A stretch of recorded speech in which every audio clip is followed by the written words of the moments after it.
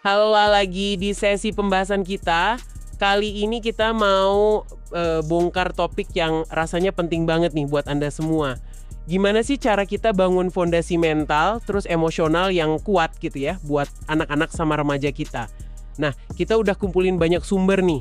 Ada artikel soal melatih mental sejak dini, terus panduan numbuhin EQ, kecerdasan emosional itu, ada juga tips bangun percaya diri, sampai riset soal gimana mengatasi stres dan tantangan unik yang dihadapi Gen Z sama Alpha, apalagi di era digital kayak sekarang ini ya.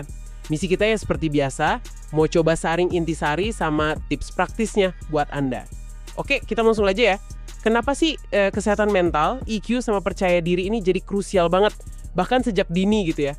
Kayaknya dulu nggak seramai ini deh dibahas. Justru itu, karena dunianya berubah cepat banget, ya fondasi internal ini jadi makin penting. Ini bukan cuma bagus kalau punya, tapi kayak modal dasar. Modal biar anak bisa tangguh gitu loh. Hadapi tantangan, terus bangkit lagi kalau gagal, pasti kan ada gagalnya. Dan ya bisa bertumbuh jadi versi terbaik dirinya. Sumber-sumber kita ini pada setuju kok. Anak yang mentalnya kuat itu, kelihatan ciri-cirinya. Mereka cenderung lebih optimis, terus bisa ngatur emosi lebih baik, mandiri, punya empati juga, peduli sama orang lain, dan pastinya PD-nya sehat. Ini jadi kunci sukses mereka. Bukan cuma nilai bagus di sekolah ya, tapi buat menjalani hidup yang makin kompleks nanti. Fondasi yang kuat ya. Oke. Nah, terus cara praktisnya gimana nih? Sumber-sumber kita ini wah kaya banget tipsnya. Beberapa hal tuh bener-bener bikin saya mikir. Pertama, soal dukungan emosional. Kedengarannya simple ya, tapi pas dipraktekin wah butuh sadar penuh. Maksudnya kita beneran dengerin anak, nggak buru-buru ngejudge atau kasih solusi. Terus memvalidasi perasaan mereka, mengakui gitu kalau marah, sedih, kecewa itu ya wajar aja, sekecil apapun pemicunya buat kita. Dan ya nunjukin sayang lewat kontak mata pas ngobrol, pelukan. Ini kayak Anda tadi bilang fondasi ya, ini kayak bangun pelabuhan aman gitu buat mereka. Itu metafora yang pas banget, pelabuhan aman. Dan ini bukan cuma kata-kata manis ya, tapi dasar psikologis yang mutlak perlu. Rasa aman ini yang bikin anak berani coba hal baru, berani nunjukin perasaannya. Tanpa itu, ya susah buat kembangin yang lain. Nah benar. Dan yang kedua, ini nyambung banget. Ngajarin kecerdasan emosional, EQ itu. Ini tuh lebih dari sekedar tahu nama emosi kan. Sumber kita nekenin pentingnya bantu anak ngenalin apa sih yang lagi dirasain, terus kasih nama buat emosi itu. Misalnya bukan cuma bilang, udah jangan marah, tapi lebih ke, Mama lihat kamu marah ya, soalnya mainanmu diambil adik, gitu. Kita bisa pakai momen sehari-hari, pas nonton film bareng atau baca buku cerita, bahas perasaan karakternya. Terus latih empati. Pertanyaan reflektif kayak yang disaranin sumber tadi. Kalau kamu jadi temenmu yang kehilangan pensil, kira-kira rasanya gimana? Wah, itu bagus banget. Dan tentu jangan lupa yang dasar. Kita orang tuanya, ya contohin perilaku EQ yang bagus. Bilang tolong, terima kasih. Terus yang lola emosi kita sendiri dengan sehat. Nah, poin soal mencontohkan itu krusial banget. Anak itu belajar EQ paling bagus bukan dari teori, tapi dari lihat kita langsung. Gimana kita paham dan ngelola emosi sendiri, terus gimana kita coba ngerti sudut pandang orang lain. Itu inti EQ yang mau kita bangun. Ini skill seumur hidup loh, dampaknya panjang banget. Betul banget. Terus yang ketiga nih, numbuhin rasa percaya diri. Ini juga agak tricky ya. Sumber-sumber nyaranin kita kasih pujian yang spesifik. Fokusnya ke usaha sama proses belajarnya. Bukan cuma ke hasil atau bakatnya doang. Kayak bilang, wah kamu gigih banget coba terus puzzle ini. Itu lebih ngena daripada cuma pinter banget sih. Terus kasih tanggung jawab sesuai umur, sekecil apapun. Karena kalau dia berhasil, itu bangun rasa aku bisa. Dukung minat dan bakat uniknya. Apa aja itu? Nah, ini nih satu peringatan keras dari sumber kita. Yang menurut saya penting banget. Jangan pernah banding-bandingin anak. Mau sama saudaranya, temennya, apalagi sama diri kita pas seumuran mereka. Ternyata tindakan bandingin ini, wah aktif ngerusak fondasi percaya diri yang lagi kita bangun. Fatal. Itu salah satu dosa pengasuhan yang kadang nggak sadar tapi dampaknya destruktif ya. Semua elemen ini, dukungan emosional, EQ, percaya diri, itu emang kayak 3 kaki meja. Saling nguatin. Rasa aman dari dukungan emosional tadi bikin anak bebas eksplorasi emosinya, EQ, terus jadi berani ambil resiko kecil yang bangun PD. Dan ya, seperti yang Anda bilang, konsistensi sama keteladanan kita itu lem perekatnya.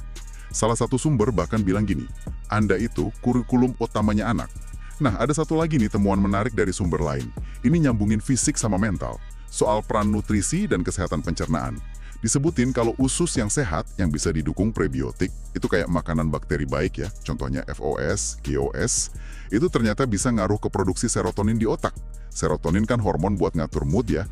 Ini bukti nyata banget gimana nyambungnya antara makanan anak sama kondisi mental emosionalnya. Ini bukan cuma soal gizi biasa, ini udah kayak neuroscience di piring makannya mereka loh. Wah, kaitan usus sama otak itu bener-bener bikin kita melek ya. Ini nunjukin kalau pendekatannya harus holistik banget.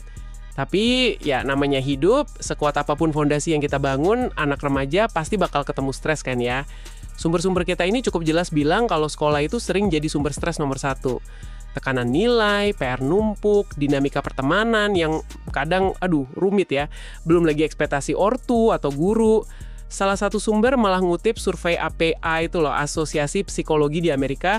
Hasilnya agak bikin kaget sih. 83% siswa di sana bilang sekolah itu biang stres utama. Gejalanya juga macam-macam. Kadang nggak kelihatan langsung kalau itu stres.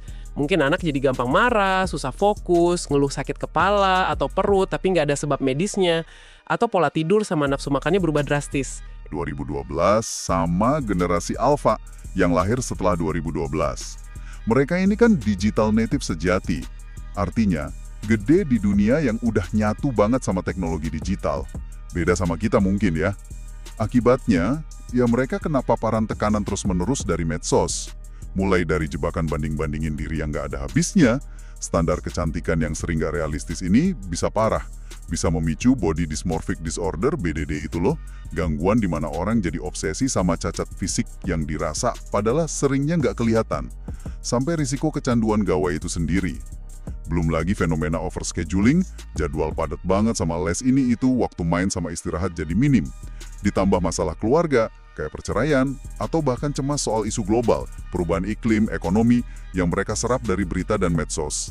Khusus buat Gen Alpha, ada catatan soal kemungkinan terlambatnya kembangin skill sosial gara-gara interaksi tatap muka terbatas pas pandemi.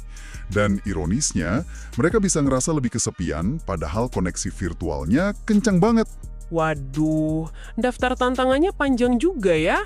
Tapi untungnya sumber-sumber ini nggak cuma ngomongin masalahnya doang, mereka juga nawarin banyak strategi konkret buat bantu anak remaja ngelola stres. Coba kita bedah yuk beberapa strategi yang paling sering disebut. Nah, ini bagian pentingnya nih. Silakan. Pertama, balik ke dasar lagi.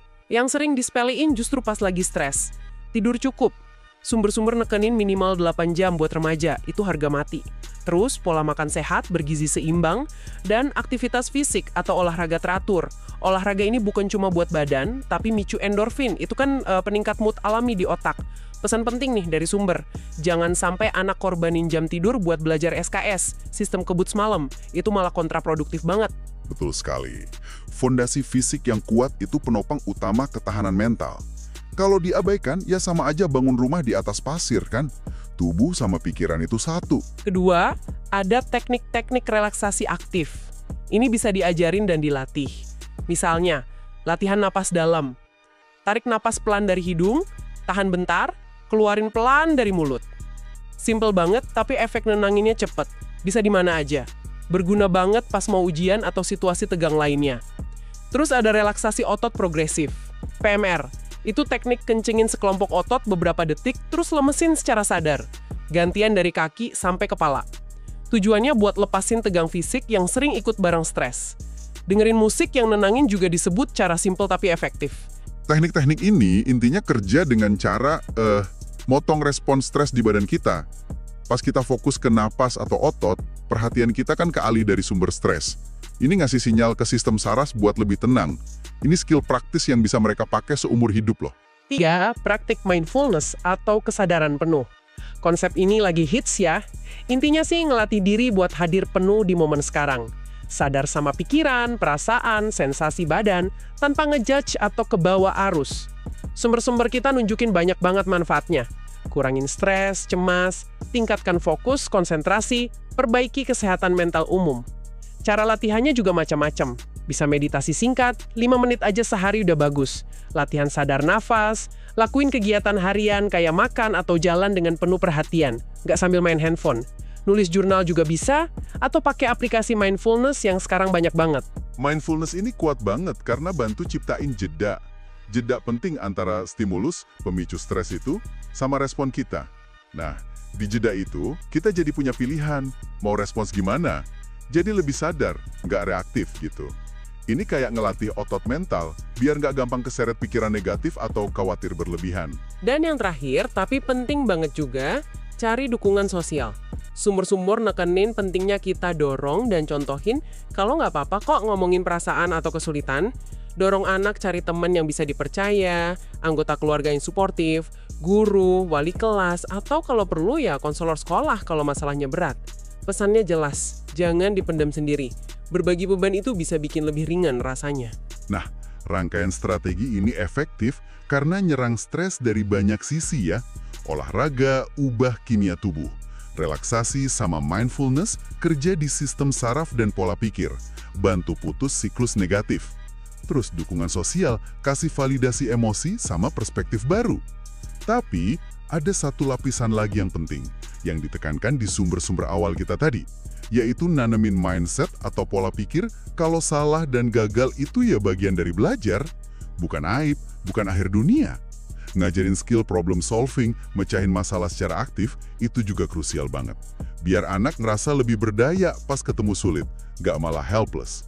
Menariknya nih, salah satu sumber nyatet, walau stigma soal kesehatan mental mungkin udah agak kurang ya di generasi muda kayak Gen Z, bukan berarti tantangan mereka jadi enteng, justru makin kompleks. Nah, ini nyambung ke lensa spesifik Gen Z sama Alpha tadi ya. Jelas banget, walau prinsip dasar bangun mental kuat itu universal, tapi konteks lingkungan Gen Z dan Alpha ini unik banget, terutama karena status mereka sebagai digital native sejati.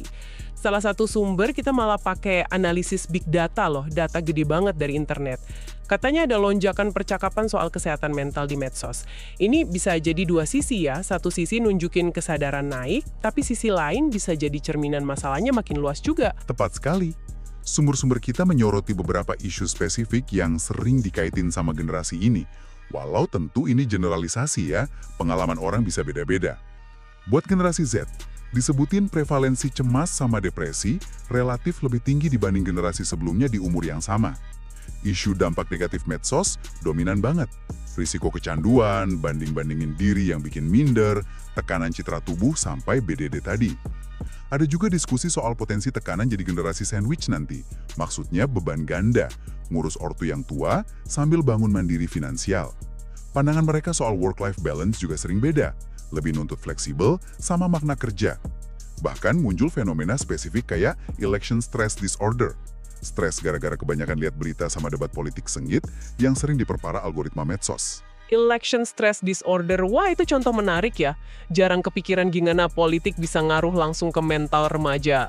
Terus buat generasi Alpha yang sekarang masih anak-anak, tantangan yang disorot itu kayak potensi telatnya kembangin skill sosial tatap muka, sebagian karena pandemi kemarin, pengaruh nggak stabilnya keluarga, misal cerai atau konflik ortu, juga disebut faktor risiko, tekanan akademik sering udah kerasa dari kecil, termasuk ekspektasi tinggi buat unggul di STEM, Sains, Teknologi, Engineering, Mathematics, risiko burnout, capek banget karena tuntutan akademik sama non-akademik, itu juga nyata. Selain itu, mereka tumbuh di tengah kesadaran lebih tinggi soal ketidakpastian global, isu lingkungan, sosial, ekonomi yang bisa micu eco-anxiety, cemas soal masa depan planet. Ada paradoks menarik nih disebut salah satu sumber. Gen Alpha ini mungkin dibesarin ortu milenial atau Gen Z yang lebih melek isu kesehatan mental. Jadi mereka mungkin lebih terbuka ngomonginnya. Tapi keterbukaan ini nggak otomatis ngilangin risiko yang mereka hadapi. Risikonya tetap tinggi dan kompleks. Bahasan ini benar-benar negasin ya betapa pentingnya kita sebagai ortu, pendidik, atau siapa aja yang interaksi sama anak remaja buat nerapin strategi penguatan mental tadi, dukungan emosional, ngajarin coping skills, latihan mindfulness, tapi dengan kacamata pemahaman yang tajam soal konteks unik era digital tempat mereka hidup. Tapi menarik juga ya, teknologi ini kan nggak melulu sumber masalah. Sumber kita juga nyinggung potensinya jadi bagian solusi. Itu poin relevan banget. Teknologi emang kayak pedang bermata dua sih. Sumber kita nunjukin potensinya bisa jadi alat bantu luar biasa kalau dipakai bijak. Contohnya ya, aplikasi meditasi, mindfulness yang gampang diakses, platform edukasi soal kesehatan mental, sampai layanan konseling atau terapi online. Itu kan bisa ngatasin hambatan jarak atau stigma ya. Kuncinya ya di literasi digital sama penggunaan yang sehat dan bertujuan. Jadi kalau kita coba rangkum nih ya, pembahasan kita kali ini, bangun kekuatan mental emosional anak itu bukan proyek singkat yang ada garis finishnya. Ini lebih kayak perjalanan panjang. Butuh sabar, butuh konsisten, perjalanan yang perlu dukungan terus-menerus dari orang terdekat. Keterampilan yang perlu diajarin, diasah aktif, terus ciptain lingkungan rumah, sekolah yang suportif, di mana anak rasa aman jadi diri sendiri, tumbuh, bahkan bikin salah sebagai bagian belajar. Tujuan utamanya bukan buat ngebentengin mereka dari semua susah hidup, itu mustahil kan ya. Tapi lebih ke ngebekali mereka alat internal yang cukup, biar mereka bisa hadapi badai hidup dengan lebih tangguh, lebih adaptif gitu. Anda nyempulinnya bagus banget. Dan dalam proses ngebekali itu, penting banget buat kita terus belajar. Belajar pahami lanskap unik tempat mereka tumbuh sekarang, terutama derasnya pengaruh teknologi, media sosial, tanpa lupain fondasi pengasuhan dasar yang tetap abadi nilainya. Kasih cinta tanpa syarat, kasih batasan yang jelas konsisten, dan yang paling penting, ya jadi teladan perilaku yang kita pengen lihat di mereka. Satu pengingat penting lagi nih, kalau Anda ngerasa tantangan anak ini kok berat banget ya ditangani sendiri, atau kalau Anda lihat ada tanda-tanda gangguan kesehatan mental yang serius dan tetap, kayak perubahan perilaku drastis, sedih banget berkepanjangan, narik diri dari sosial, atau muncul pikiran nyakitin diri, jangan pernah ragu cari bantuan profesional. Konsultasi ke psikolog anak, psikiater, konselor terlatih, itu langkah yang tepat banget, bertanggung jawab, dan sama sekali bukan tanda gagal kok. Sebagai pemikiran penutup nih buat kita renungin bareng, mengingat anak-anak kita sekarang hidup di realitas hyper connected ya, di mana arus info, citra ideal, banding-bandingin sosial dari dunia digital tuh kayak banjir gitu, datang terus setiap saat. Gimana ya cara paling efektif buat kita bantu mereka bangun semacam filter internal yang kuat, saringan mental emosional gitu, yang bikin mereka bisa navigasi banjir informasi ini, milah mana yang bangun, mana yang rusak. Dan ya, ngelindungin harga diri mereka dari dampak negatif banding-bandingin diri yang nggak bisa dihindari di layar gawai mereka. Terima kasih banyak sudah menyimak eksplorasi kita kali ini. Semoga percakapan ini ngasih Anda wawasan baru ya, sama langkah praktis yang bisa diterapin dalam dampingi perjalanan tumbuh kembang anak remaja kesayangan Anda di era yang penuh tantangan sekaligus peluang ini.